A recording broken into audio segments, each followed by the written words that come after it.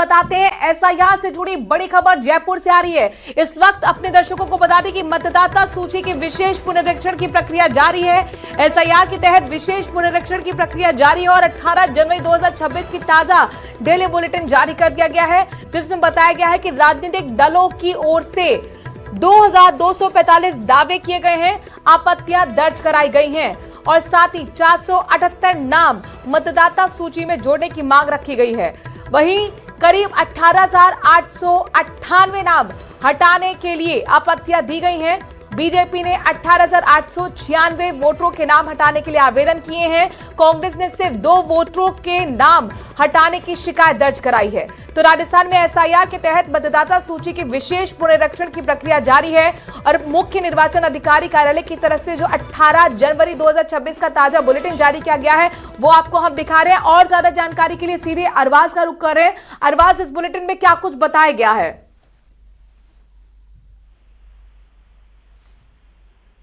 अरबाज, आपको ऑडियो मिल रहा है? जी बिल्कुल, देखिए ये अपडेट जारी किया है जो निर्वाचन आयुक्त हैं उनकी ओर से, राज्य जो एक तरह से देखा जाए राजस्थान के मुख्य निर्वाचन अधिकारी की ओर से एसआईआर की प्रक्रिया में, क्योंकि कल 19 तारीख है, आखिरी दिन है, 4 दिन बढ़ाए गए थे। लगातार जो दावे और आपत्तियां हैं उसका आंकड़ा बढ़ रहा है और जैसे जैसे इसमें लगातार आंकड़ा बढ़ रहा है वैसे वैसे फर्क भी साफ आप देख सकते हैं कि जो दावे और आपत्तियों में आज जो भाजपा की तरफ से किए गई आपत्तियों का मामला है उसमें जो नाम हटाने के लिए करीब 18,896 जो है आवेदन गए हैं, नाम जोड़ने के लिए 291 है। वहीं पर कांग्रेस की तरफ से आंकड़ा वही बरकरार है जो कल तक करीब 185 जो नाम जोड़ने के लिए और 2 नाम हटाने के लिए दिए गए थे। ओवरऑल अगर देखा जाए तो फॉर्म 6A की हम बात करें तो उसके अंदर जो आंकड़ा है वो करीब 10,25,729 का पहुंच चुका है और वहीं पर फॉर्म 7 का जो आंकड़ा है वो 1,06,706 के आसपास पहुंच चुका है। कल शाम का सभी को इंतजार रहेगा कि ओवरऑल फाइनल आंकड़ा क्या निकल करके सामने आता है और क्या अपडेट एसआईआर की फाइनल ड्राफ्ट में देखने को मिलता है। जी तो अरबाज, ये बताइए कि एसआईआर की जो लिस्ट जारी होगी वो कब होगी?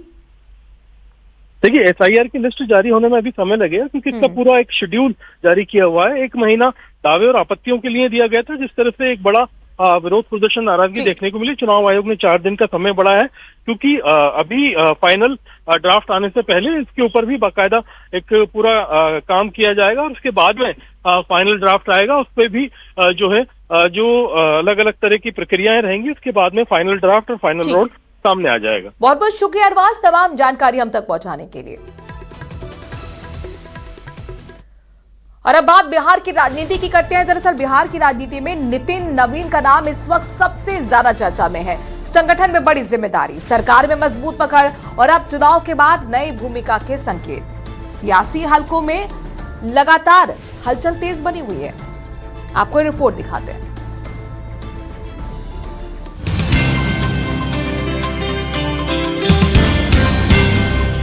5 बार के विधायक, बिहार सरकार में कैबिनेट मंत्री, बिहार के मंत्री पद से देश की सबसे बड़ी पार्टी के शीर्ष तक पहुंचना, ये गर्व और गौरव दोनों की बात है।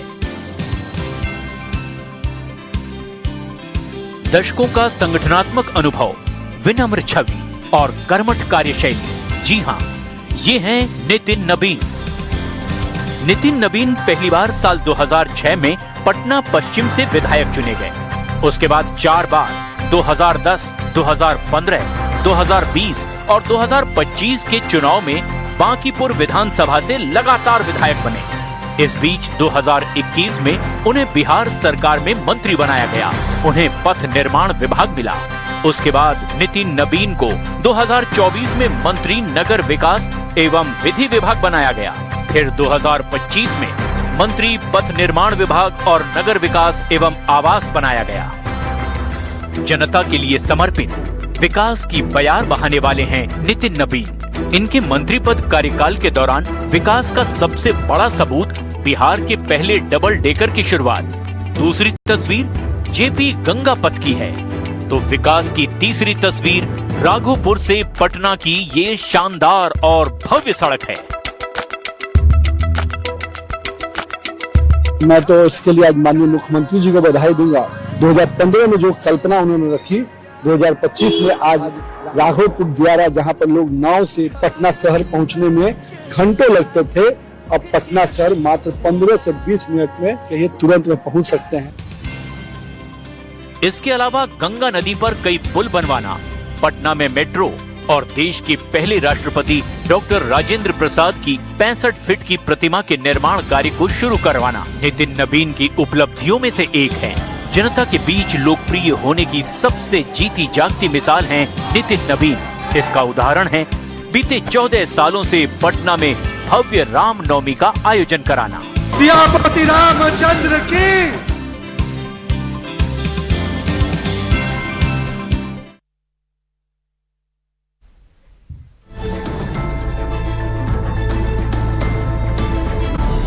मकर संक्रांति के मौके पर अहमदाबाद से एक ऐसा वीडियो सामने आया है जिसने धर्म, परंपरा और कट्टरता पर नई बहस छेड़ दी है। एक मस्जिद से पतंगबाजी को लेकर की गई अपील अब सियासी और सामाजिक टकराव का मुद्दा बन चुकी है। सवाल उठ रहा है कि क्या पतंग उड़ाना किसी भी धर्म के लिए खतरा बन सकता है?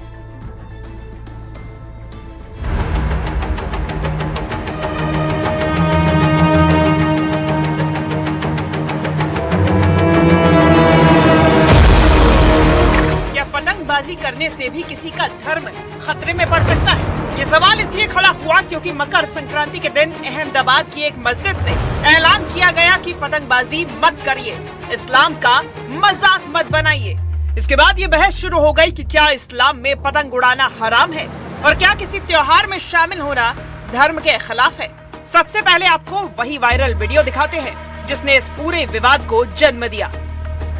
हम तमाम सेवारियां गुजारिश कर रहे हैं जो मस्जिद मसीहा के पास जो अपनी छतों के ऊपर पतंग उड़ा रहे हैं, हम सेवारियां गुजारिश कर रहे हैं, मौजवाना गुजारिश कर रहे हैं, हाथ जोड़ के गुजारिश कर रहे हैं कि मेहरबानी करके वो अपनी छतों से उतर जाएं। ये अपना त्यौहार नहीं है, इस्लाम का मजाक न बनाएं। इस वायरल वीडियो का मतलब साफ तौर पर यही निकाला गया कि अगर आप मुसलमान हैं तो मौलवी साहब की अपील के मुताबिक आप पतंग नहीं उड़ा सकते। सवाल उठता है कि इतनी सख्ती और कट्टरता क्यों? अब आपको गुजरात के ही खेड़ा जिले की तस्वीर दिखाते हैं जहां एक शख्स दावा कर रहा है कि मौलवी साहब की अपील का असर हुआ और गांव में पहली बार मुस्लिम समुदाय के लोगों ने पतंगबाजी से दूरी बना ली। संदाणा गामनो वीडियो छे।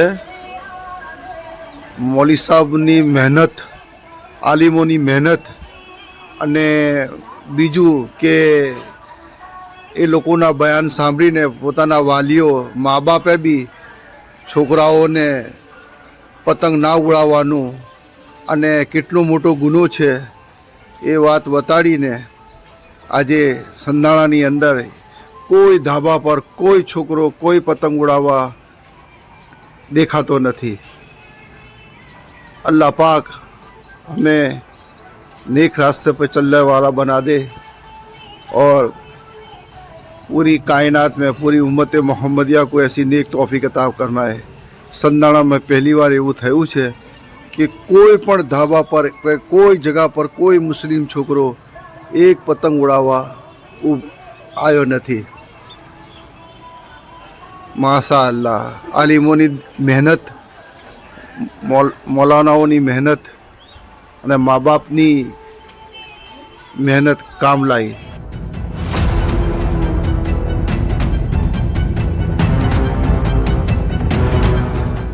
इन वीडियो के सामने आते ही विवाद और गहरा गया। बजरंग दल के अध्यक्ष ज्वलित मेहता ने तीखी प्रतिक्रिया देते हुए कहा कि अगर मुस्लिम समाज हिंदुओं के त्योहार नहीं मनाना चाहता तो उन्हें पतंग बनाने और बेचने का कारोबार भी छोड़ देना चाहिए। वहीं एकल धाम के देवनाथ बापू ने इसे हिंदू समाज के लिए चेतावनी बता दिया। आशा रखते हैं ये मौलवी साहब से कि मुसलमान समाज के अंदर, मुस्लिम समाज के अंदर ये भी फैला है कि पतंग बनाना भी छोड़ दे, ये जो मांझा बनाना भी छोड़ दे, राखी बनाना भी छोड़ दे, पटाखे बनाना भी छोड़ दे। और सबसे बड़ी चीज जैसे कि नवरात्रि भी हिंदुओं का त्योहार है, मुसलमान का त्योहार नहीं है, तो नवरात्रि में भी मुसलमान जो लड़के जो लव जिहाद के लिए जो गरबा में जाते हैं वहां पे जाना भी छोड़ दे। ऐसी जो भी हर एक चीज है जिसके अंदर इस्लाम शर्मसार हो रहा है वो न करे। कोई त्योहार ने अंदर જિહાદીઓ ન આવે. જિહાદીઓનો એક જ કામ છે લવ જિહાદનો, અને લવ જિહાદ રોકવો હોય તો હિન્દુઓનો કોઈ પણ તહેવારમાં એને પ્રવેશ નહીં આપવાનો.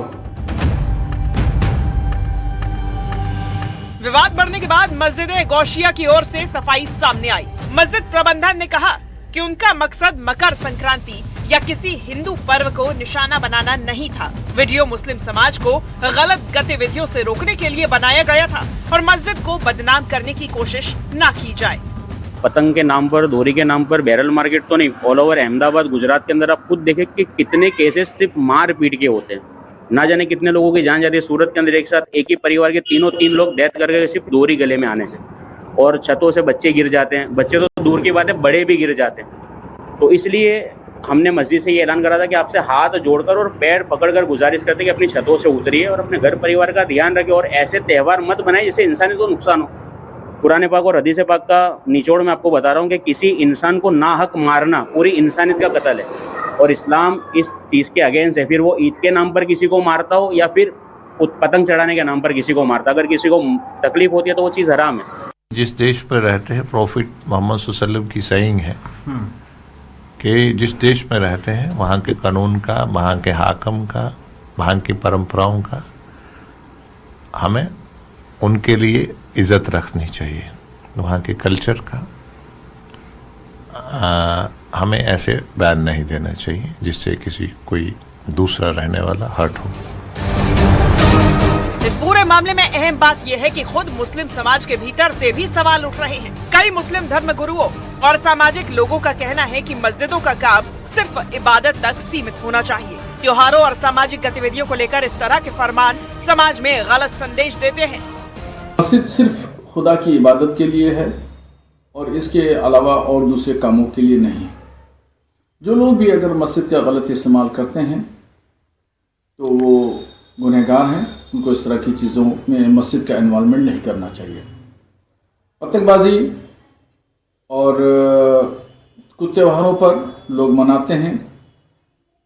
हर आदमी की अपनी दिलचस्पी का बाइस कोई भी खेल हो सकता है, वो करे, उसके लिए किसी की कोई पाबंदी नहीं है। जो घटना सामने आया है बहुत निंदनीय घटना है। हम सभी साधु संत विरोध कर रहे हैं और ऐसे लोगों पर एक्शन होना चाहिए जो छोटी सी बात को लेकर के इतना बड़ा तनाव बन गया, इतना बड़ा दो समुदाय में या बवाल हो गया, बहुत बड़ा लड़ाई झगड़ा होने लगा। इससे साबित हो रहा है कि ऐसे कट्टरपंथी जिहादियों ही माहौल को खराब करते हैं। इन पर एक्शन होना चाहिए।